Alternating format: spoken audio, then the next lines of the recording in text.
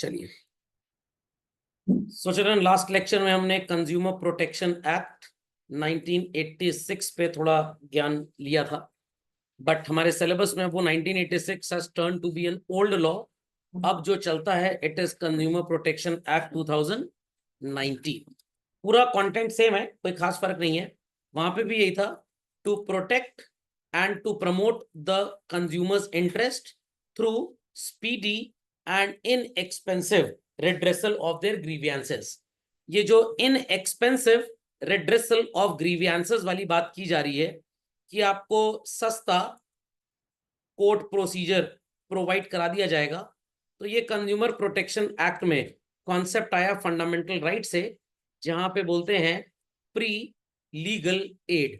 मतलब जो लोग एडवोकेट या कोई भी लीगल वे आउट अफोर्ड नहीं कर पाते, पैसे नहीं होते उनके पास, तो वो फ्री लीगल एड के लिए कोर्ट में अप्लाई कर सकते हैं। तो कोर्ट के पास ऐसे लॉयर्स होते हैं जिनको आप पब्लिक प्रोसिक्यूटर या सरकारी लॉयर बोलते हैं, तो वो गवर्नमेंट के बिहाफ पे केस लड़ते हैं। तो अगर आपके पास पैसे हैं, आपको किसी शॉपकीपर ने, बिजनेसमैन ने चीट किया, तो आप अपना लॉयर एंगेज कर लीजिए। If you do not have money, free legal add के लिए कोर्ट को अप्लाई करिए।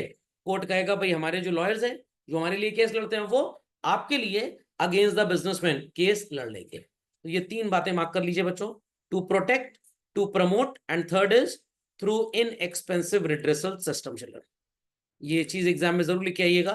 As a part of fundamental right, the provision of free legal aid makes the redressal inexpensive. Children, let's continue further. जब तक article 370 applicable था India में Jammu and Kashmir के ऊपर, लोग कहते हैं ना आर्टिकल 370 खत्म कर दिया गया। आर्टिकल 370 नहीं खत्म हुआ। आर्टिकल 370 के हिसाब से स्पेशल बेनिफिट दिए जाते थे कुछ स्टेट्स को, कि भाई वहां पे दूसरे स्टेट्स की या सेंट्रल गवर्नमेंट की पुलिस दखल अंदाजी नहीं कर सकती है।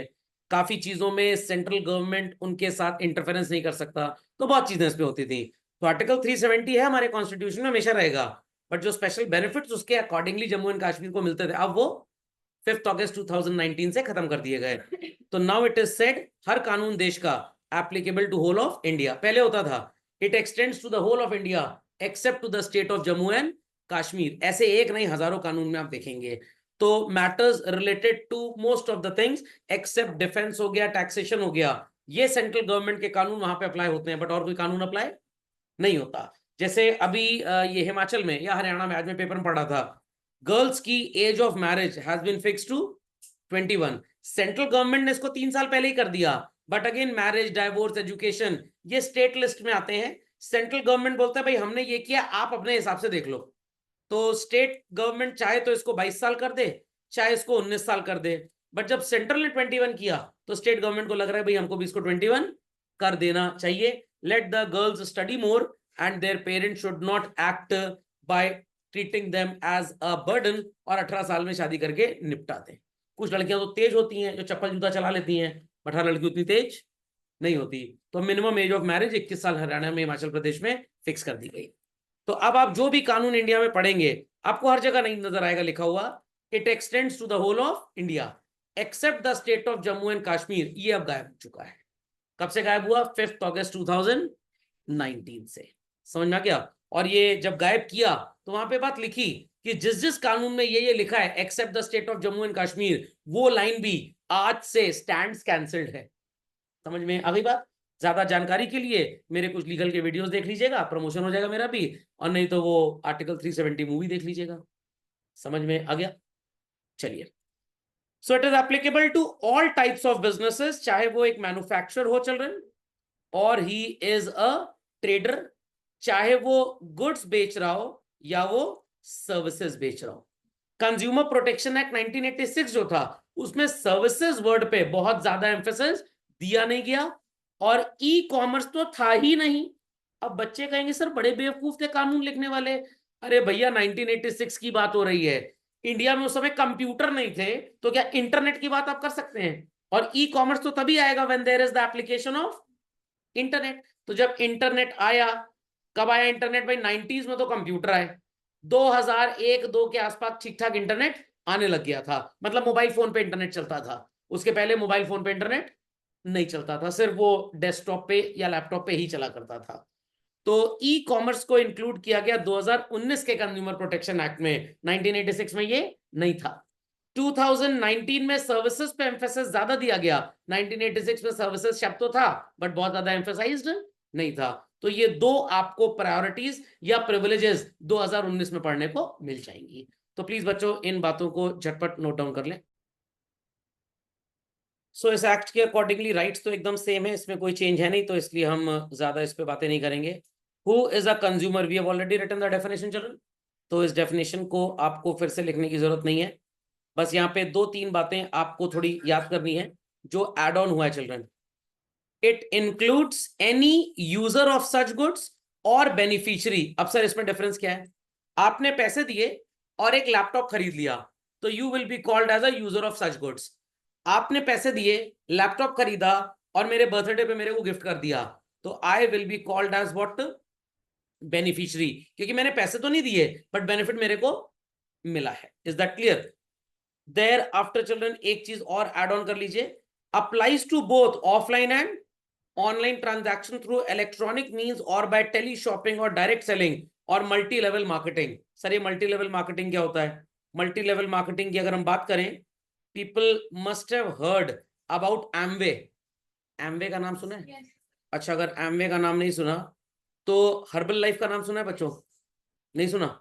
ये फूड सप्लीमेंट्स बनाते हैं बेसिकली, और इनके फूड सप्लीमेंट महंगे ज्यादा होते हैं। अगर पेट दर्द है, खाने के बाद आपका सिर दर्द चालू हो जाएगा, पेट दर्द तो खत्म हो जाएगा।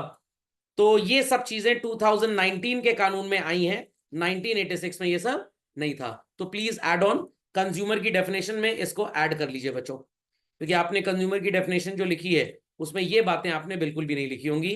Applies to both offline and online, electronic means और बाय टेली शॉपिंग और डायरेक्ट सेलिंग और मल्टी लेवल मार्केटिंग। ध्यान से सुनिएगा बच्चों, इलेक्ट्रॉनिक मींस और टेली शॉपिंग में क्या आ गया?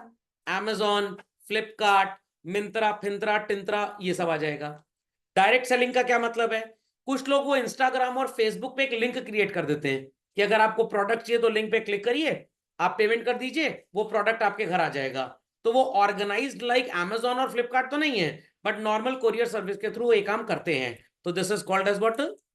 Direct selling. या आपने मान लीजिए कोई लेडी सूट एंड साड़ी या टी शर्ट्स या इन सब चीजों का बिजनेस स्टार्ट किया, कहीं सूरत से या न्यू दिल्ली से आप होलसेल प्राइस में सामान खरीदते हैं और आपने फेसबुक पे अपना एक पेज बना लिया या यूट्यूब पे एक चैनल बना लिया, उस पर प्रोडक्ट डिस्प्ले कर रहे हैं, लिंक डाल दिया आपने, people will click that link, तो आपका गूगल पे आईडी आ जाएगा, वो पेमेंट करेंगे और आपके घर पे सामान आप उनको भेज दीजिएगा।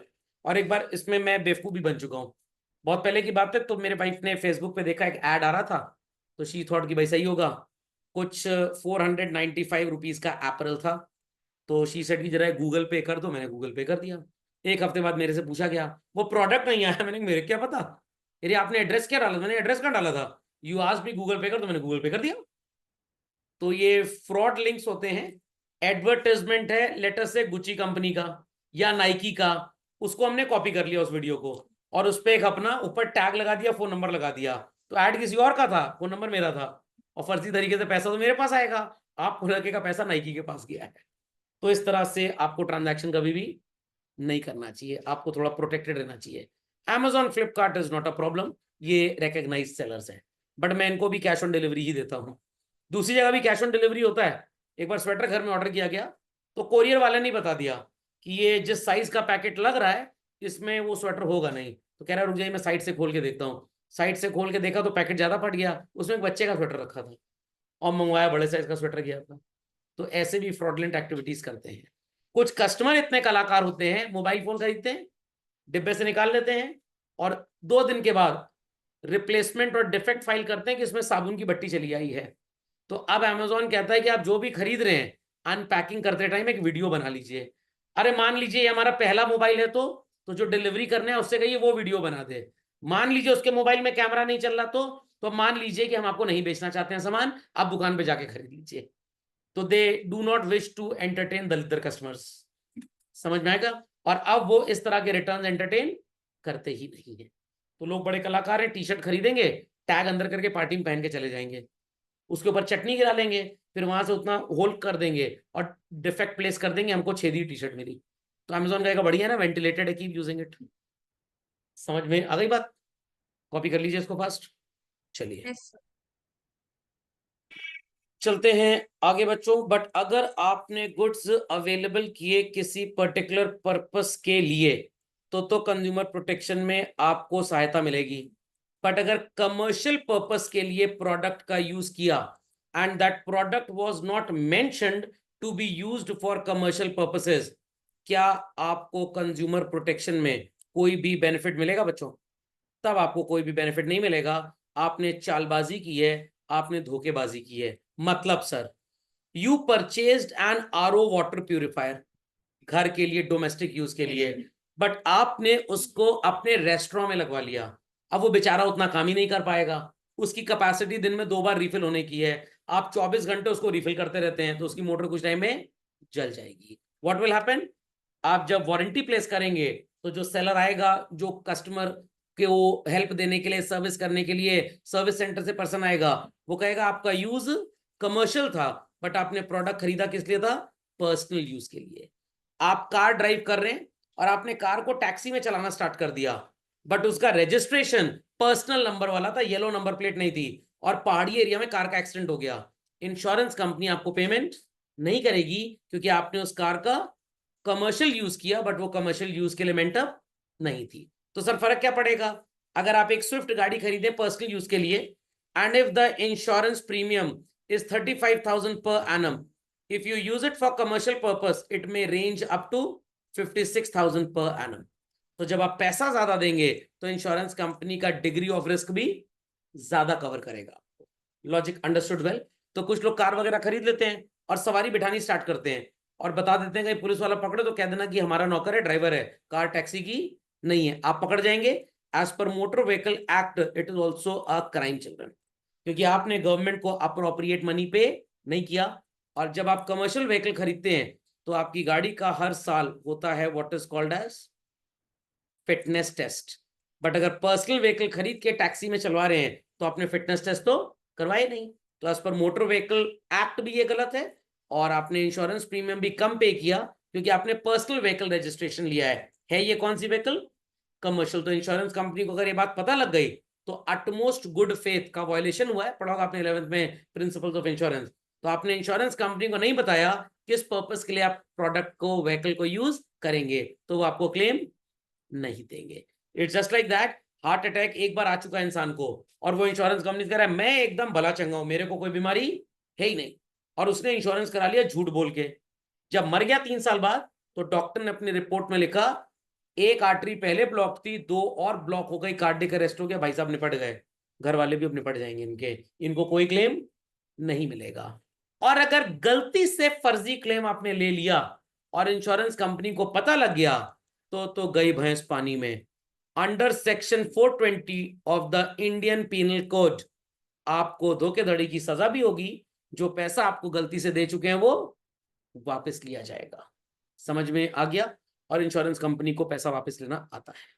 तो झटपट इस एग्जाम्पल को कॉपी कर लें बच्चों। Fitness test, commercial purpose, car, less premium paid. चलिए, these are certain definition children जो आपको लिखनी पड़ेंगी। फर्स्ट डेफिनेशन इज कंप्लेंट क्या होती है। पूरी रामायण रिगार्डिंग जो इंसान कंप्लेंट करता है उसको बोलते हैं कंप्लेनेंट। क्या बोलते हैं? Complainant. For obtaining relief, WRT का मतलब विद रिस्पेक्ट टू कोई ऐसा सामान आपको बेचा जा रहा है जो बेचना ही अलाउड नहीं था। सर जैसे स्टेशनरी की दुकान पे भांग बेची जा रही है, या प्रोडक्ट पॉलिथिन में रख के बेचा जा रहा है और पॉलिथिन 50 माइक्रोन से नीचे की है जो जल्दी मेल्ट ही नहीं होगी, गलेगी नहीं, तो ये रेस्ट्रिक्टिव ट्रेड प्रैक्टिसेस हैं। ये गुड्स अबैंडन्ड है, मार्केट में बिक नहीं सकते। अभी प्रयागराज में अगले साल कुंभ मेला होगा, पॉलिथिन को लेकर नौटंकी चालू हो जाएगी, दुकानदारों के यहाँ छापा मारना चालू कर देंगे गवर्नमेंट ऑफिसर्स कि वो पन्नी में कोई सामान पैक करके तो नहीं बेच रहे। डिफेक्ट इन द गुड्स, आपको गुड्स बेचे गए बट वो ठीक नहीं थे। जैसे आपने शैम्पू परचेज किया, क्या परचेज किया? शैम्पू, और जो उसकी क्वालिटी थी दैट वाज इंफीरियर क्वालिटी, आपको पता लग गया कि ये डुप्लीकेट शैम्पू है, ओरिजिनल शैम्पू है ही नहीं। Deficiency in the service provided, मैंने आपको बोला कि भाई मैं आपको पढ़ाऊंगा और मैं आपको स्टडी मटेरियल भी दूंगा, बाद में आपको डिच करके स्टडी मटेरियल दिया ही नहीं। बच्चे कहेंगे हाँ सर इस चैप्टर का भी मिला नहीं, हम कोर्ट जा रहे हैं सर। अरे मिल जाएगा भैया, कोर्ट कचहरी जाने की जरूरत नहीं है। जितना एमआरपी है उस पे फर्जी स्टिकर लगाकर एमआरपी को क्या कर दिया, ओवरशूट कर दिया। ध्यान दीजिएगा बच्चों, years ago I went to a restaurant, हमारे इलाहाबाद में ही है, अब ये बेकार हो गया, पहले किसी जमाने में बहुत अच्छा था, मतलब मैकडोनल्ड वगैरह जब नहीं आए थे। तो यहाँ पे इन्होंने एक कोल्ड ड्रिंक दी, उस समय कोल्ड ड्रिंक की बोतल 10 रुपए की थी, और ये उसी कोल्ड ड्रिंक का 25 रुपए लिया करते थे। तो मैंने, अब जान पहचान वाले थे भाई, मेरा फ्रेंड था, उसी के ताऊ जी का रेस्टोरेंट था, तो मैंने उनको ज्ञान दिया, मैंने कहा जो आप काम कर रहे हैं ना, कोल्ड ड्रिंक की बोतल देते हैं, टेबल पे रख देते हैं, लोग कोल्ड ड्रिंक पीते हैं, कोई आपको किस दिन निपटा देगा। कह रहे मतलब, मैंने कहा 10 रुपए उसके ऊपर एमआरपी है और आप बिल बनाते हैं 25 रुपए का, ये रेस्ट्रिक्टिव ट्रेड प्रैक्टिस है, आप ओवरचार्ज नहीं कर सकते। कह रहे अरे हम तो इतने साल से कर रहे थे, किसी ने कुछ बोला नहीं। मैंने कहा पढ़ा लिखा कोई टकराया नहीं होगा। कह रहे क्या करें, मैंने कहा आप इसको ग्लास में पोर करके दे दीजिए। व्हाट, ग्लास में? तब अगर कोई स्यू करेगा कि 10 की कोल्ड ड्रिंक 25 में दे रहे हैं, you have the right to say भाई हम ग्लास में पोर करके दे रहे हैं, टेबल में सर्व कर रहे हैं, हमारे रेस्टोरेंट में एसी चल रहा है, वेटर की सैलरी देनी पड़ती है, तो हम पैसा ले सकते हैं। बट सेम बॉटल उस तरह की आप हाई प्राइस पे चार्ज कर रहे हैं, ये गलत है। तो ये फिर उनको ज्ञान दिया, तब से उन्होंने काम चालू कर दिया। और आप किसी भी रेस्टोरेंट में एज ऑफ टुडे जाइए बच्चों, आपको कैन का जो एमआरपी है, अगर उससे 1 रुपए भी ज्यादा कोई ले रहा है, उस बिल को लेकर कंज्यूमर कोर्ट पहुंच जाइए, रेस्टोरेंट में ताला ना लग जाए तो आप मेरे को बताइएगा। और ताज, मुगल, शेरेटन, महंगे होटल्स और रेस्टोरेंट जो होते हैं बच्चों, वहां पे व्हाट दे डू, ग्लास में सर्व करते हैं, क्योंकि उनको 10 रुपए की कोल्ड ड्रिंक 250 रुपए की बेचनी है। ये अलाउड है, यहाँ कोई प्रॉब्लम नहीं, क्योंकि यहाँ पे भाई हम अपनी सर्विस का पैसा ले रहे हैं, तो ओवर चार्जिंग यहाँ खत्म हो जाती है। नहीं समझे? सेम बॉटल में, कैन में, टिन कैन नहीं होता, उसमें अगर आप प्राइस ज्यादा ले रहे हो, और कभी कभी तो पहाड़ी इलाकों में लोग बोलते हैं भाई 40 का है 50 में देंगे, लाने का खर्चा, कोई खर्चा वर्चा नहीं होता है, झूठ बोलते हैं, बट वहां पे वो लोग आपको बिल ही नहीं देते हैं। समझे इस बात को? ओवर चार्जिंग समझ गए? और ऑफर द गुड्स और services injurious to life and safety. Sir जैसे क्रैकर्स, बिल्कुल, अगर क्रैकर्स पे उसको बर्स्ट करने के इंस्ट्रक्शंस नहीं है तो it is injurious to life and safety, but अगर उसको बर्स्ट करने के इंस्ट्रक्शंस दिए हैं then it is not at all injurious to life and safety. कीटनाशक मॉर्टीन या हिट स्प्रे आता है, उसमें लिखा होता है पीना जाना है इसको, सर पी लेते हैं बॉडी के सारे मच्छर मर जाएंगे, पहले इंसान निपटेगा फिर मच्छर निपट जाएंगे, तो उसमें इंस्ट्रक्शंस लिखे हैं, so we cannot say that it is having injury to life और सेफ्टी। तब ऐसा नहीं है, बिना इंस्ट्रक्शंस के बेच दिया तो क्या बोला जाएगा, it is injurious to life and safety. समझ में आया? जैसे क्वेश्चन बैंक में दे रहा हूं बच्चों को अकाउंटेंसी में, उस पर लिख दूं भाई this is injurious to life and safety. How? आपने ढेर सारा होमवर्क कर लिया, मार्क्स आपके नहीं आए, सुसाइड कर लिया बच्चे ने, तो इसलिए उस पर ऊपर लिख दिया जाए ऑप्शनल स्टडी मटेरियल, चाहे तो करिए चाहे तो ना करिए। अभी ऐसा कोटा में काफी आप सुनते होंगे सुसाइड वगैरह हो रहा है, टेस्ट आता है लोग कूद जाते हैं, अरे पहले ही कूद जाओ, कम से कम टेस्ट पेपर बच जाएगा फोटो स्टार्ट होने से। समझ में आ गया? तो वहां पे टेस्ट पेपर का जो नोटिस आता है ना, इतनी तारीख को टेस्ट है, तो वहां पे ब्रैकेट में लिख देते हैं ऑप्शनल, कंपलसरी ही नहीं है, मन है तो आओ टेस्ट देने, मन है तो मत आओ, नहीं तो पेरेंट्स कंपेल करेंगे कोचिंग को। इतना प्रेशर क्रिएट कर दिया, बच्चे ने सुसाइड कर लिया। अरे प्रेशर कोचिंग नहीं क्रिएट किया, प्रेशर पेरेंट्स ने क्रिएट किया। बच्चा कंपाउंडर बनना चाहता है, पेरेंट की चाहत डॉक्टर बनाने की है, कंपाउंडर में कमाई ज्यादा है, क्या कमाई है, पेशेंट की दवाई चुरा चुरा बेचो, डॉक्टर ये काम कर पाएगा? नहीं कर पाएगा। Is that clear? बच्चा मैकेनिक बनना चाहता है, माँ बाप उसको इंजीनियर बनाना चाहते हैं। बच्चा टेलर बनना चाहता है, माँ बाप उसको फैशन डिजाइन बनाना चाहते हैं। बच्चा 2 कौड़ी का अकाउंटेंट बनना चाहता है, माँ बाप उसको सीए बनाना चाहते हैं, तो भाई बच्चा तो सुसाइड करेगा ही करेगा। समझ में आ गई बात? खोपड़े में बात गई? तो मैं भी सोच रहा हूँ कि लेक्चर के पहले लिख दूं, this lecture viewing is injurious to health, कृपया करके ऑप्शनल है, इसको देखना। कंप्लेनेंट कौन होता है? अ पर्सन और अ ग्रुप या कोई वॉलंटरी एसोसिएशन, जैसे मैंने आपको एग्जांपल दिया था अकोशा का, ये कंप्लेन कर सकते हैं, आप भी डायरेक्टली कंप्लेन कर सकते हैं, सेंट्रल गवर्नमेंट को कंप्लेन कर सकते हैं, या कोई प्रोडक्ट कंज्यूम करने से कोई इंसान मर गया तो उसका जो लीगल एयर है, कानूनी वारिस, वो कंप्लेन कर सकता है। जनरली लीगल एयर्स या लीगल रिप्रेजेंटेटिव्स, एडवोकेट्स जिनको आप बोलते हैं, ये भी कंप्लेंट कर सकते हैं if the person is a minor और उसके बिहाफ पे कोई कंप्लेंट करने वाला है नहीं। तो सिंपल भाषा में बोलें कि जो भी बेचारा सताया हुआ प्राणी है, जो भी परेशान प्राणी है, या उसके रिश्तेदार, कोई भी इंसान बच्चों कंप्लेन कर सकता है, कोई टेंशन की बात नहीं है। और अगर कोई नहीं मिलता पकड़ लो एडवोकेट को, यहाँ पे एडवोकेट भी सेटिंग कर लेते हैं। ऐसा है, मैं तुम्हारा 5,000 का नुकसान है ना, मैं तुम्हें 50,000 दिलवाऊंगा, 25 मेरे को देना, 25 तुम रख लेना। ये एडवोकेट्स को करना शोभा नहीं देता, अलाउड नहीं है, बट लिखा पढ़ी में कोई एडवोकेट आपके साथ ऐसा अग्रीमेंट साइन नहीं करेगा, वो कैश में ही पैसा आपसे ले लेगा। समझ में आ गया? या आपने किसी को झूठी गवाही देने के लिए रख लिया, इसको कानून की भाषा में बोलते हैं चैम्पर्टी। क्या बोलते हैं? चैम्पर्टी। समझ में आ गया? तो झूठी गवाही देना भी कोर्ट ऑफ लॉ में अलाउड नहीं है। आप ये नहीं बोल सकते इसमें प्रोफेशन, और प्रोफेशन कैरी करने के लिए तो हम अलाउड है, हमारा ये इकोनॉमिक राइट है, फंडामेंटल राइट है, सॉरी डीपीएसपी है। तो बोलेंगे भाई आप प्रोफेशन चला सकते हैं under the ambit of law, legal profession आप चलाइए, इलीगल प्रोफेशन नहीं चला सकते। तो पोल्ट्री फार्म खोलिए, मुर्गा काटिए, मुर्गी काटिए, सब अलाउड है, बकरा काटिए, बकरी काटिए, सब अलाउड है, इंसान को काटना अलाउड नहीं है। अब हम प्रैक्टिस कर रहे थे थोड़ी सी, इंसान को काट पाए तो ठीक, तभी तो बकरे को काट पाएंगे। तो इलीगल नहीं होना चाहिए। स्पूरियस गुड्स, ये क्या होते हैं? ये मार्कर नजर आ रहा है सब बच्चों को? मैं बोल दूं कि ये वही मार्कर है जिससे शाहजहां ने ताजमहल डिजाइन किया था और आपको 100 करोड़ में बेच दिया, तो it will fall in the category of what children?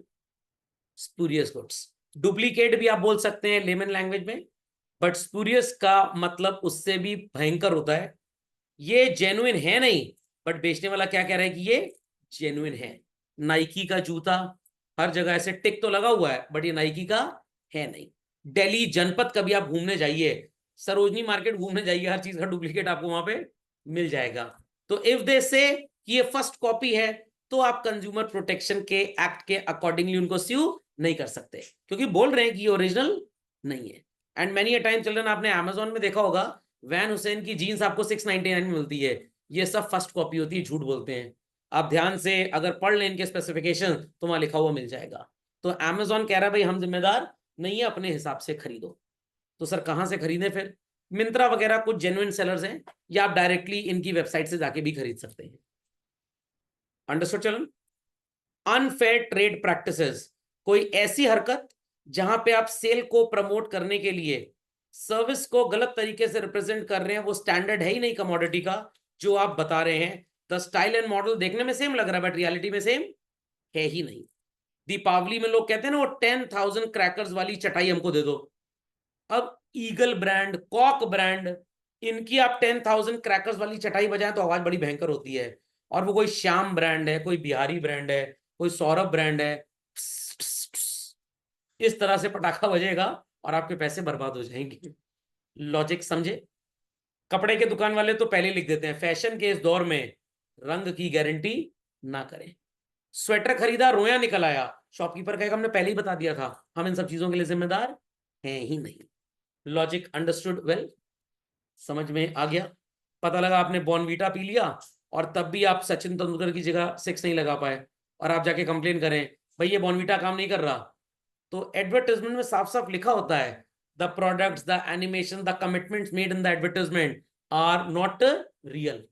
वो ऋतिक रोशन साहब मोटरसाइकिल पे आते हैं, 2 घूंट ड्यू पीते हैं और पहाड़ कुदा देते हैं। कभी कोशिश ना कर लेना, सीढ़ी तक ना कुदा पाओगे, पहाड़ कुदाना दूसरी बात है। वो सब ग्रीन स्क्रीन पे शूटिंग होती है पूरी की पूरी, सब एनिमेशन है। कल की मूवी देखी आपने? कल की मूवी नहीं देखी? देखिएगा, बड़ा सुपर एनिमेटेड लग रहा है, हॉलीवुड वाले फेल हो गए हैं। और वो मूवी आपने ब्रह्मास्त्र देखी होगी, आग के गोले से खेल रहा है। यहाँ लोग बर्फ के गोले से ना खेल पाए ठीक से, वो आग के गोले से खेल रहा है। तो ये सब ट्राई मत किया करिए, फिर पता लगा आप कंज्यूमर प्रोटेक्शन एक्ट में स्यू करने चले गए लोगों को। चलिए copy the definitions quickly children. चलिए next set of definitions, restrictive trade practices क्या होती हैं आपको मैंने पहले ही बता दिया। अनफेयर और रेस्ट्रिक्टिव में थोड़ा सा डिफरेंस होता है, ध्यान से सुनिएगा। जान पूछ के आर्टिफिशियल शॉर्टेज क्रिएट कर रहे हैं, लोग प्रोडक्ट मांगने आ रहे हैं, यू आर सेइंग कि भाई अभी सप्लाई नहीं आ रही पीछे से, लोग कहेंगे भाई मजबूरी है हमें ये प्रोडक्ट चाहिए चाहिए। You have started applying what children? Hoarding, जमाखोरी। वो सड़क वाली होर्डिंग ना समझ लेना जिसपे आलिया भट्ट कोको कोला पी रही है फोटो चिपकी हुई है, वो दूसरी होर्डिंग होती है। यहां होर्डिंग का मतलब आप अननेसेसरी शॉर्टेज क्रिएट करने के लिए स्टोर करते जा रहे हैं प्रोडक्ट को, एंड एज अ रिजल्ट आप प्राइस को हाइक करते हैं और लोगों की मजबूरी का अनड्यू एडवांटेज उठा के उनको प्रोडक्ट महंगे में बेचते हैं। तो एज पर एमआरटीपी एक्ट पुराने जमाने में और कंपटीशन एक्ट 2002 के तहत ये हरकतें अलाउड नहीं है। ऊपर आपको कहीं पे अनफेयर ट्रेड प्रैक्टिसेस लिखा हुआ मिलेगा, मिला? तो मैं बोल रहा हूं ये जो मार्कर है ये शाहजहां ने यूज किया था ताजमहल का डिजाइन बनाने के लिए। False appraisal, what? False appraisal, sir समझ गए? पड़ोस में सर एक भैया हैं, वो गए थे शादी की बात करने के लिए परिवार के साथ। जो लड़की की माता जी थी खूब भयंकर भयंकर छोड़ जा रही है, हमारी लड़की बड़ी सुशील है, फेसबुक प्रोफाइल देख लो पता लग जाएगा कितनी सुशील है। इंस्टाग्राम राम तो आता ही नहीं है, 250 ग्राम सब्जी नहीं खरीद पाती, इंस्टाग्राम क्या चलाएगी? फेसबुक प्रोफाइल, इंस्टाग्राम प्रोफाइल, अब देख तो लीजिए एक बार क्या क्या हरकतें हैं। रात को 2:30 बजे पार्टी चल रही है, पढ़ाई लिखाई से कोई लेना देना था नहीं कभी। ग्रेजुएशन में पिताजी ने हमेशा घूस दे दे के प्रोफेसर को पास करवाया। Is that clear? बुरा मत मानिएगा, मैं एक आपको एग्जाम्पल दे रहा हूँ। मूवी में एक मैं देख रहा था परसों नरसों, ऐसा था। फिर लड़के के परिवार के लिए ये समोसे हमारी बेटी ने बनाए हैं, पता लगा लड़की के मोबाइल में जोमेटो की स्टार रेटिंग आ रही है, समोसे वाला क्या स्टार रेटिंग दो। समझ में आ गया? तो यहां पे माता जी अपनी बेटी के बारे में क्या कर रही हैं? Sales promotion. लड़के की मां उससे बड़ी झुट्टी, हमारा लड़का बहुत बढ़िया है, नौकरी मिल रही थी 1 करोड़ रुपए पर एनम का पैकेज, छोड़ के पिताजी का बिजनेस संभाल लिया। असलियत जानते हैं पिताजी का बिजनेस कौन संभालता है अगर 1 करोड़ का पैकेज मिल रहा है तो? अब ये लैम्बोर्गिनी खरीदी है, बड़े भाई की शादी में दहेज में आई थी। Is that clear? तो दोनों ही पार्टी छुट्टी निकल जाती है। It is what? Unfair trade practice. बात समझ में आई? What is restrictive trade practice? बड़े बेटे की शादी की थी, उसके ससुराल वालों ने 20 करोड़ रुपए दहेज दिया था, हमारे पास भगवान का दिया बहुत कुछ है, आप जो देंगे अपनी बिटिया को देंगे। What is being done children? Manipulation. ये है रेस्ट्रिक्टिव ट्रेड प्रैक्टिस। समझ में आ गया? तो जहां पे प्राइम फोकस प्राइस बढ़वाने पे किया जाए इट इज रेस्ट्रिक्टिव, जहां पे फर्जी अप्रेजल किया जाए इट इज अनफेयर। दोनों में डिफरेंस समझ में आ गया बच्चों? एमसीक्यू में आएगा, बैंड बजाएगी आपकी, तो इसलिए याद रखना चाहिए सबको। समझ में आ गई बात? तो I went to the shopkeeper, मैंने कहा जरा वो एलन सॉली की एक टी शर्ट दिखाना। कह रहा भाई साहब एलन सॉली जो है ना वो सही ब्रांड नहीं है, वो बड़ा बेकार ब्रांड है, और जो एलन सॉली की टी शर्ट कल तक 699 की थी, कंपनी ने दाम बढ़ा दिया है, आज ये 999 की हो गई है। झूठ बोल रहा है वो मेरे से। आप एक काम करिए, आप रामू सॉली की टी शर्ट ले जाइए, ये दिल्ली में ब्रांड बनता है, और ये टी शर्ट ना मैं आपको 499 में दे दूंगा, क्योंकि 699 वाली टी शर्ट में बेचारा 50 रुपए कमाएगा, 499 में 299 कमाएगा, तो किसको बेचेगा? जिसमें उसकी कमाई ज्यादा है। तो this is called as what children? ये जो प्राइस बढ़ाने वाला एग्जांपल था it is restrictive trade practice, ये गलत बात है। और जो कह रहा है कि एलन सॉली की क्वालिटी बेकार है, रामू सॉली बहुत अच्छी है, this is unfair trade practice. तो अनफेयर ट्रेड प्रैक्टिस में प्राइस से लेना देना नहीं है, आप फर्जी गुड्स का प्रमोशन कर रहे हैं, अप्रेजल कर रहे हैं। समझ गए इस बात को? समझ गए इस बात को? नकीबा जी, तुषार जी समझ गए? पक्का? Yes. चलिए, डिफेक्ट का मतलब क्या होता है? कोई भी फॉल्ट हो, खराबी हो, इम्परफेक्शन हो, सामान की क्वालिटी गड़बड़ हो, जिस तरीके से परफॉर्मेंस बोला गया था वैसा दिया नहीं। मतलब सर बोला गया था 1 साल में आपके एयर कंडीशनर की 3 फ्री सर्विस होगी। कौन सी 3 फ्री सर्विस? कितनी सर्विस? 3, 2 ही दी, तो this is called as defect in service. Called as what? Defect in service. समझ में आ गया? आपको बेचा जा रहा है गोल्ड विद रोडियम पॉलिश, और बोला गया है कि इंडिया में कहीं पे भी किसी भी टेम्परेचर में एनवायरनमेंट में यूज करें 2 साल तक पॉलिश खराब होगी ही नहीं, और 6 महीने के अंदर पूरी व्हाइट पॉलिश उतर के गोल्ड नजर आने लग गया। This is also called as what children? Defect. Called as what? Defect. समझ में आ गई बात? कंपनी टायर बेच रही है और कह रही है 50,000 किलोमीटर चलाइए, मैक्सिमम 2 इंच का थ्रेड नहीं ट्रेड, वो टायर पे जो खांचा बना होता है वो घिसेगा नहीं, 50,000 के बाद घिसना चालू होगा, 10,000 किलोमीटर के बाद ही आधा टायर घिस गया। It is also called as what? Defect. मैंने वो लैपटॉप वाला एग्जांपल दिया था ना, तो the company sold me a defective piece. 4 दिन में थोड़ा लैपटॉप खराब हो जाएगा आपका। Is that clear? तो ये जो ऑनलाइन वगैरह सामान होता है ना, ये स्पेशली बनवाया घटिया जाता है, क्योंकि ऑनलाइन में रीसेलर कौन है आपको नहीं पता। जो ऑफलाइन स्टोर है वहां तो लोग चप्पल जूता लेके पहुंच जाएंगे, तो ऑफलाइन स्टोर वाला कभी बेईमानी नहीं करेगा, और ऑनलाइन वाला 99% ईमानदारी कभी शो नहीं करेगा। तो इसलिए प्रमोट ऑफलाइन बाइंग। समझ में आ गया? डेफिशिएंसी और डिफेक्ट, जैसे बच्चों अनफिट ट्रेड प्रैक्टिस और रेस्ट्रिक्टिव ट्रेड प्रैक्टिस में कंफ्यूजन है, वैसे ही आपको कंफ्यूजन नजर आएगा डिफेक्ट में और डेफिशिएंसी में। ध्यान से सुनिएगा, व्हाट इज कॉमन? फॉल्ट दोनों में है, इम्परफेक्शन दोनों में है, शॉर्टकमिंग दोनों में है, क्वालिटी दोनों में है, nature and manner of performance दोनों में है। अब ध्यान से सुनिए, क्या नई चीजें यहां पे आपको नजर आ रही हैं। Act of negligence, withholding relevant information which causes loss or injury to the consumer। सच को छुपाना, मैं यहां पे दो शब्द यूज करूंगा जो मैंने इंडियन कॉन्ट्रैक्ट एक्ट 1872 से छापे हैं। ध्यान से मेरी बात को सुनिएगा बच्चों। आप अगर किसी के साथ फ्रॉड करते हैं, फ्रॉड मतलब आपको पता है सच क्या है, जानबूझ के आपने छुपाया, बात कंप्लीट नहीं हुई है, ताकि सामने वाली पार्टी को नुकसान हो जाए। Intent to deceit, I repeat the words, intent to deceit. Intent मतलब इंटेंशन, मंशा। आपकी मंशा थी सामने वाले को चीट करने की। इस चीज को इंडियन कॉन्ट्रैक्ट एक्ट क्या बोलता है? फ्रॉड बोलता है। मैंने आपसे लमसम फीस ले ली, आपको नोट्स दे दिए, 2 महीना बढ़िया पढ़ाया, मैं पहले से ही सोच के चल रहा था मेरे पास टाइम होगा नहीं, कह देंगे वीडियो देख लो काम खत्म, और मैं भाग गया। तो मेरी मंशा थी चीट करने की, ऐसी कुछ है नहीं। आपको मेरी हरकतों से लगता होगा कि ऐसी कोई मंशा नहीं है। I did what with you children? Fraud. बात समझ में आ गई? मेरे को नहीं पता कि ये जो मार्कर है, ये जो डिजिटाइजर है, ये जो डिजिटल पेन है, इसको शाहजहां ने इस्तेमाल किया था कि नहीं किया था। मेरे को जिसने दिया वो यही बोल के दिया कि इसको बिकवाओ, ये बोल के कि शाहजहां ने इससे ताजमहल का स्ट्रक्चर ड्रॉ किया था बोर्ड पे, ताकि आर्किटेक्ट वैसा बना पाए, और हम 10% कमीशन देंगे इसकी सेल पे। मैं कोशिश कर सकता था सच्चाई जानने की, बट जान पूछ के मैंने सच्चाई नहीं जानी।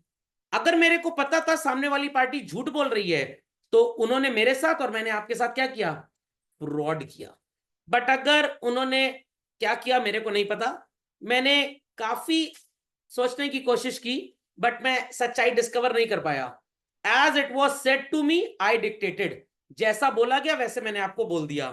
तो मेरा कोई इंटेंशन नहीं था चीट करने का, but as I said children, जैसा मेरे को बोला गया मैंने वैसा आपको बोल दिया। तो this is called as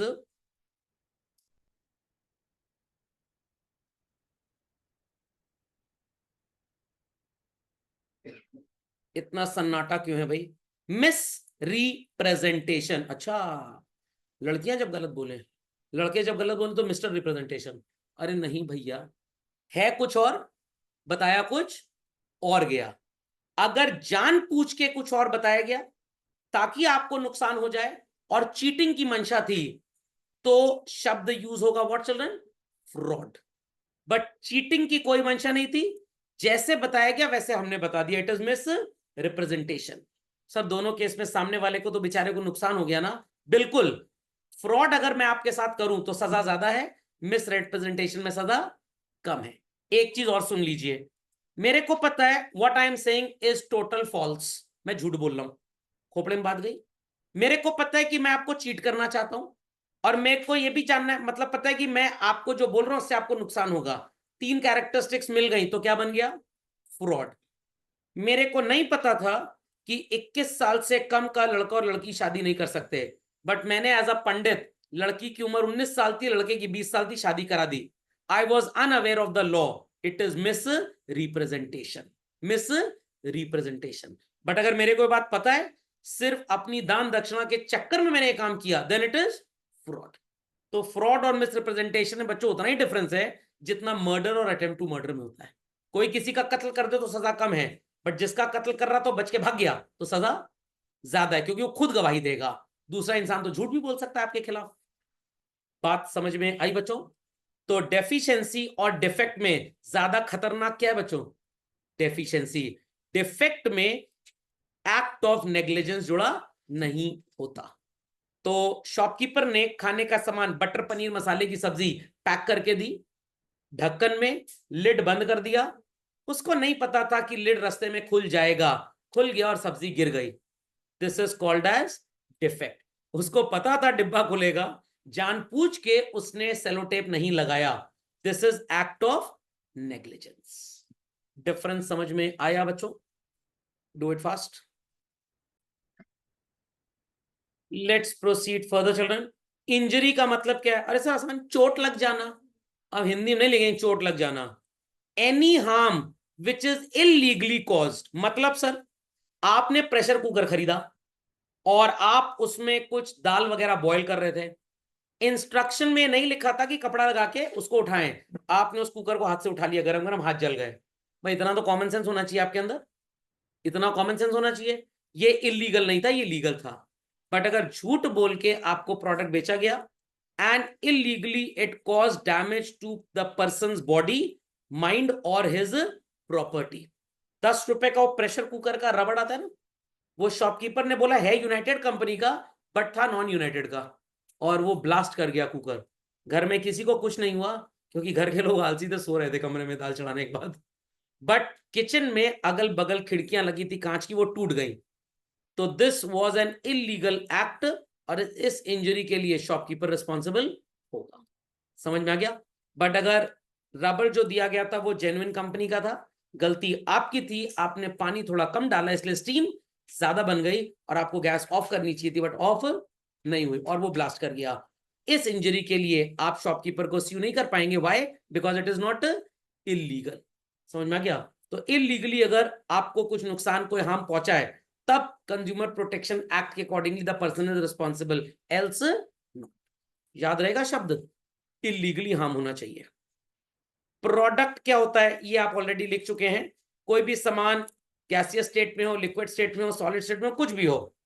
but बच्चों ध्यान से सुनिएगा मेरी बात, इसमें ह्यूमन टिश्यूज नहीं आते। सर ये कौन खरीदता बेचता है? अरे आपको नहीं पता? मान लीजिए भगवान ना करे मैं दिवाली में पटाखे जला रहा था और मेरा ये पाम का बैक साइड जो है ये जल जाए, तो क्या ये अपने आप उग जाएगी स्किन? नो। सर आपको कौन सी शादी करनी, जल भी जाए तो अब तो शादी हो ही चुकी है। बट मेरे को लग रहा है स्किन खराब है, इसकी ग्राफ्टिंग करवा सकते हैं। व्हाट? ग्राफ्टिंग दो तरीके से होती है। जो पैर का घुटने का लोअर पोर्शन होता है उसके पीछे से स्किन निकालेंगे और सर्जरी कर देंगे। बट अगर बच्चों डैमेज बहुत ज्यादा हो चुका होगा और मेरे सेल डैमेज हो गए होंगे तो वो स्किन भी सपोर्ट नहीं करेगी। जैसे चोट लगने पे पपड़ी बनती है, 2 महीने बाद पपड़ी बन के वो स्किन भी निकल जाएगी। तो सर क्या करना पड़ेगा? मैं कांटेक्ट करूंगा एक कंपनी को जिस कंपनी का नाम है कॉड लाइफ। सर ये क्या करेगी? When my daughter was born, तो जो अम्बिलिकल कॉर्ड होता है, जानते हैं अम्बिलिकल कॉर्ड क्या होता है? जिससे बच्चा मदर्स के वूम से कनेक्टेड रहता है। और अच्छा सर वाईफाई केबल? नहीं, वाईफाई केबल नहीं होती है, वो इंफ्रारेड से भयंकर काम करती है। तो अम्बिलिकल कॉर्ड और जो उसका ब्लड होता है वो सो कॉल्ड सिर्फ तभी डेवलप होता है when a child is born, नहीं तो वो कंटेंट डेवलप होगा ही नहीं। तो मैंने कॉर्ड लाइफ का एक प्लान लिया हुआ है 55,000 रुपए का, और 21 साल तक वो कॉर्ड लाइफ कंपनी जो है, एक लाइफ सेल नाम की कंपनी, ऐसी बहुत कंपनीज हैं, उन्होंने उस अम्बिलिकल कॉर्ड को और ब्लड को स्टोर किया हुआ है। तो वो मैच कराएंगे मेरे स्किन के सैंपल से उस अम्बिलिकल कॉर्ड के सैंपल को। अगर वो मैच कर गया तो वो मेरे को सेल बेचेंगे 250 रुपए कुछ, मतलब प्राइस है उनका, वो प्राइस कीप्स ऑन चेंजिंग। और स्टोरेज का वो 55,000 रुपए लेते हैं। स्टोरेज की लैब्स उनकी हांगकांग में है, यूएस में है, इंडिया में कोलकाता में लैब इनकी है। -239 डिग्री टेम्परेचर होता है जिसपे स्टोर होता है ये। Got it clear? तो सर मान लीजिए उंगली कट जाए तो, हाँ उंगली को भी फिर से उगाया जा सकता है। सर मतलब आपकी उंगली कट जाए फिर से उग जाएगी? डिपेंड करता है मेरा सेल कितना मैच करेगा उसके साथ। तो सेम उस बच्चे को अगर कल को कोई प्रॉब्लम आ जाए, भगवान ना करे ऐसा कुछ हो, तो उसके लिए तो 100% ये सैंपल सपोर्ट कर जाएगा। सिबलिंग्स के लिए 85% एफिकेसी रेट है, पेरेंट्स के लिए 60%, ग्रैंड पेरेंट्स के लिए 40%। नहीं समझे? मतलब मेरी मम्मी की अगर भगवान ना करे उंगली कट जाए, ज्यादा चाकू चलाती है दिन भर, गॉट इट क्लियर, तो 40% उम्मीद है कि वो डॉक्टर का ब्लड सैंपल और वो सेल्स मैच कर जाएंगे। 60% उम्मीद है कि वो मैच नहीं भी करेंगे। और ये वन साइड मैच करता है, या तो पैटर्नल साइड मैच करेगा या तो मैटरनल साइड, दोनों साइड मैच नहीं करेगा। तो वैसे तो मैं नहीं मनाता भगवान से कि मैच कर जाए या कभी जरूरत पड़े, बट बाई चांस अगर कल को ऐसा कुछ हो जाए तो उस बच्चे का तो जीवन जिंदगी भर सिक्योर है। हार्ट तक डेवलप किया जा सकता है नया उससे। ये साइंटिफिक रिसर्च है। तो भगवान ना करे कि भाई 70-80 साल की उम्र में किसी को हार्ट की प्रॉब्लम आ जाए। What it clear? तो भाई चलिए हम आपके ब्लड वेसल से, हम उस कॉर्ड के सेल से एक हार्ट डेवलप कर देंगे 6 महीने के अंदर, या 10 महीने के अंदर, 12 महीने के अंदर। भाई बच्चा भी तो 9 महीने वूम में रहता है, तो 8-9 मंथ्स लगता है हार्ट डेवलप करने में, तो कहेंगे हम 2 साल में हार्ट डेवलप कर देंगे। और ऐसी रिसर्चेस हो चुकी हैं। मदर को कैंसर था, तो उन्होंने सोचा कि ऐसे अम्बिलिकल कॉर्ड से जो ब्लड निकलेगा उससे कैंसर सेल्स को मारा जा सकता है कि नहीं। तो उन्होंने 3 महीने जब प्रेगनेंसी हो गई तो चेक किया गया कि बच्चे के अंदर कैंसर तो नहीं आ रहा है, तो पता लगा कि बच्चे के अंदर कैंसर नहीं आ रहा। फिर वो बच्चा पैदा हुआ। इसके ऊपर एक स्टोरी भी साउथ इंडिया में बन चुकी है, मूवी बन चुकी है। और फिर उस ब्लड से उसकी मम्मी का कैंसर क्योर कर दिया गया। समझ में आ गई बात? तो आप भी कल को पेरेंट बनेंगे तो ये मेरा लेक्चर याद रखिएगा। तो इसलिए मैं तो भाई अपनी बेटी का जीवन 100% सिक्योर कर चुका हूं, उसके भाई का जीवन 85% सिक्योर है। सर मरा हुआ आदमी जिंदा हो जाता है, अब इतना नहीं होता, हॉलीवुड की मूवी नहीं चल रही है। मेरा और मेरी वाइफ का 60% श्योर्ड है। समझ में आ गया? पक्का? तो इसमें महंगे प्लान भी आते हैं, 4 लाख 5 लाख वाला प्लान भी आता है। तो मैंने जब उस पर्सन से कहा 4 लाख वाला प्लान दो हमको, कह रहे सर क्या करेंगे लेकर। 4 लाख वाले प्लान में जो टिश्यूज होंगे वो फ्री में मिलेंगे, इसमें आपको पेमेंट करना पड़ेगा। भगवान न करे आपको टिश्यूज की जरूरत ही ना पड़े, why to waste your money. तो गिव अस 55,000, बाकी 3,45,000 की बैंक में एफडी करा दीजिए। जब पैसा चाहिए होगा, मतलब टिश्यू चाहिए होगा, तब आप उसी पैसे से खरीद लीजिएगा। खोपड़े में बात गई, समझ में आ गया? चलिए, सो ये सारी चीजें कंज्यूमर प्रोटेक्शन एक्ट में जुड़ी हुई क्यों नहीं है, ये भी मैं आपको बताता हूं। इंडिया में इट्स अ न्यू कॉन्सेप्ट, ऐसी काम करने वाली बिजनेसेस बहुत कम है, इनका जो वैल्यू ऑफ लॉस है बहुत ज्यादा है। तो कॉर्ड लाइफ कंपनी कहती है कि अगर हम आपको सैंपल या टिश्यू नहीं दे पाए, खराब भी तो हो सकता है, भूकंप आ गया, हम आपको 1 करोड़ रुपए मुआवजा दे देंगे। हमने आपके सैंपल का इंश्योरेंस भी करवाया हुआ है। समझ में आ गया? तो क्योंकि number of people are less in India ऐसा बिजनेस करने वाले, और ये बहुत ज्यादा ट्रेड होता नहीं है, इसलिए इन चीजों को कंज्यूमर प्रोटेक्शन से बाहर रखा गया है। एक रीजन। दूसरा, ब्लड और ब्लड प्रोडक्ट्स की जहां तक बात करें चल रहे हैं, ब्लड बेचना तो पूरे दुनिया के किसी कोने में अलाउड ही नहीं है। प्रॉब्लम बात गई। अब बच्चे कहेंगे नहीं सर हमारे पापा ने ब्लड दिया था, उन्होंने 1,000 रुपए ले लिए। सैंपल टेस्टिंग के नाम पे वो पैसा लेते हैं, वो सेल ऑफ ब्लड के नाम पे पैसा नहीं ले सकते। तो अगर आपको ओ पॉजिटिव 4 यूनिट ब्लड चाहिए, ब्लड बैंक कहेगा पहले 4 आदमियों को बुला के लाओ, ए बी पॉजिटिव कोई भी हो, 4 यूनिट वो देंगे, हम आपको बदले में 4 यूनिट ओ पॉजिटिव दे देंगे, और 4,000 रुपए टेस्टिंग चार्जेस लेंगे, इस लैब को मेंटेन करने का खर्चा। तो ब्लड तो बेचना ही अलाउड नहीं है बेसिकली, ना blood product. Human tissues allowed हैं, बट क्योंकि बहुत कम बिजनेस एजेंसीज हैं इस तरह की, तो अगर वो कल को नहीं दे पाते आपको टिश्यू, तो भाई वो हो सकता है आपको लॉस का पैसा भी कवर अप ना कर पाए। 20 साल बाद हो सकता है ये लाइन में डज नॉट वर्ड हट जाए। तो इंडिया में भी 5-6 कंपनियां इस तरह का बिजनेस करती हैं। Logic understood? तो आपके रिश्तेदार में भी अभी अगर किसी का शादी ब्याह होने वाला हो, बच्चा पैदा होने वाला हो, तो उनको सजेशन जरूर दीजिएगा। इंसान इतना पैसा आलतू फालतू जगह बर्बाद कर देता है, 50-55 हजार रुपए 21 साल के लिए, ये भी नहीं 1 साल, और फिर एक्सटेंड कराने के लिए 10-20 हजार रुपए बस आपको और देना है। समझ गए? पक्का? प्रोडक्ट सेलर, हर वो पर्सन जो इंपोर्ट करता है, जो आपको बेचेगा, डिस्ट्रीब्यूट करेगा, किराए पे देगा, इंस्टॉल करेगा प्रोडक्ट, प्रिपेयर करेगा उस प्रोडक्ट को, मैन्युफैक्चरर, लेबल उसके ऊपर जो चिपका रहा है, दुकान या बाजार के लोग, रिपेयर, हर तरह की चीज क्या मानी जाएगी? उस पर्सन को क्या बनाएगी? वो प्रोडक्ट का सेलर बना देगी। तो अगर आपने एसी खरीदा अमेजोन से, बट आपके घर में जीव केयर एक कंपनी है, ये फ्लिपकार्ट की सर्टिफाइड कंपनी है जो आपके घर में चीजों का इंस्टॉलेशन करने आती है, प्रोडक्ट वाज ओके, इंस्टॉलेशन में फॉल्ट आ गया, तो आप जीव केयर को स्यू कर सकते हैं। ओके? प्रोडक्ट लायबिलिटी किसकी जिम्मेदारी है? जिसकी वजह से कंज्यूमर को नुकसान हुआ, जिम्मेदारी उसकी है। फॉर एग्जाम्पल, आपने अमेजोन से एयर कंडीशनर खरीद लिया, अमेजोन कह रहा है within 72 hours we'll send the person to install it. आपने किसी और से उसको इंस्टॉल करा लिया और आपका एसी खराब हो गया, क्या अमेजोन जिम्मेदार होगा? नो, क्योंकि अमेजोन कह रहा है कि आपने अनसर्टिफाइड पर्सन से काम करवाया होगा। नहीं नहीं, हमने अर्बन क्लैप वाले को बुलाया था, सॉरी हमारी वो जिम्मेदारी नहीं है। हमारे प्रोडक्ट लायबिलिटी वारंटी स्टेटमेंट में साफ साफ लिखा है, अगर हमारे पर्सोनल से आप इंस्टॉलेशन कराएंगे तो वी आर लायबल, एल्स हम रिस्पॉन्सिबल नहीं है। समझे इस बात को? पक्का? कभी वो फेयर वगैरह में झूला झूला है? झूला झूलते हुए लोग गिर भी जाते हैं और मर जाते हैं। तो सर सर्विस में डिफेक्ट आ गया, तो पहले कोर्ट जाएंगे कि शमशान घाट जाएंगे? सर 3 लोग कहेंगे तुम कोर्ट जाओ, 3 लोग कहेंगे शमशान घाट जा रहे हैं। तो वहां पे सर क्या होगा, वो जो झूले वाला he is a product seller, और उसकी लाइबिलिटी बिल्कुल भी नहीं होगी, क्योंकि भाई वो लोग पहले ही बता देते हैं इन झूलों में बैठने में अगर आपको कुछ हो गया तो हम जिम्मेदार नहीं। लोग हॉरर हाउस में जाते हैं, 1-2 बार ऐसे केसेस हो चुके हैं, लोग मर गए डर से। उन बेवकूफों को ये नहीं पता सब फर्जी भूत हैं। समझ में आ गया? कभी कभी ट्रैम्पोलिन में बच्चे जंप कर रहे हैं, लखनऊ में लुलु मॉल के काफी केसेस आ चुके हैं, तो वहां पे लोगों की टांग वांग टूट गई, हिप बोन टूट गई, दे आर नॉट रिस्पॉन्सिबल। वो पहले आपसे कागज में साइन करवा लेते हैं कि भैया हम जिम्मेदार नहीं है, कैल्शियम का 2 कैप्सूल खा के आना, कमर अमर लचक गई तो हमसे लेना देना नहीं होगा। समझे इस बात को? चलिए, इसी के साथ हमारी सेवाएं आज की होती हैं समाप्त।